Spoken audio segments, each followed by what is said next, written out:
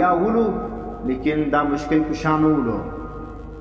اصحاب کهف اولیاء ولو مشکل کشان ولو د خلقو حاجتونه دی نسبر کوي ما فوق الاسباب اصحاب کهف اولیاء ولو لیکن د انسانانو په حالات باندې ما فوق الاسباب خبر نه دي ویني دا چې سلو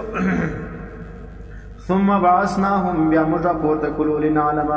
چې موږ ښکاره کو ایون حزبین کم یو د ټولو احصا لما لبثوا امدا ویني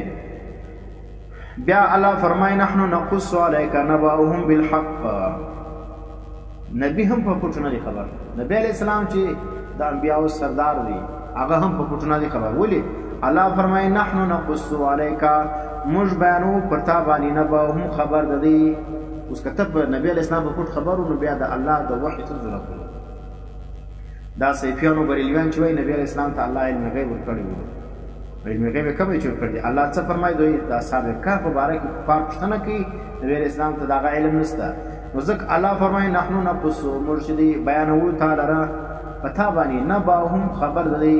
الله نبی ته علم غیب نه دی ورکړي الله نبی ته انباء الغیب ورکړي دي اخبار د غیب ورکړي دي په غیب باندې خبر کړي دي خبر د غیب ورکړي دي علم غیب نه دی ورکړي دا به فرق دی چونکه سیکانو بریلیان سره علم ستنه هغه په دې پیژنه چې انباء الغیب او علم غیب څه فرق دی سره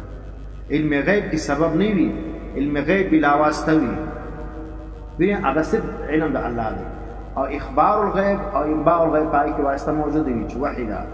نو ځکه چې په کوم علم کې سبب موجود وسلو هغه ته علم غیب نه ویل کیږي چې چیر یو ځای اطلاق ورسوي هغه لغتن دي سیر کړه ګوره یو ځای داسې علم چې په هغه کې سبب موجود وي او هغه ته علم غیب ویل سوی نو هغه چې دي هغه بیا لغتن دي غیب کو ته ویل سوی دا لغتن ورته ویل سوی دي اصطلاحا نه دي شرعي علم غیب دا نه دي نو ګور نبی اسلام هم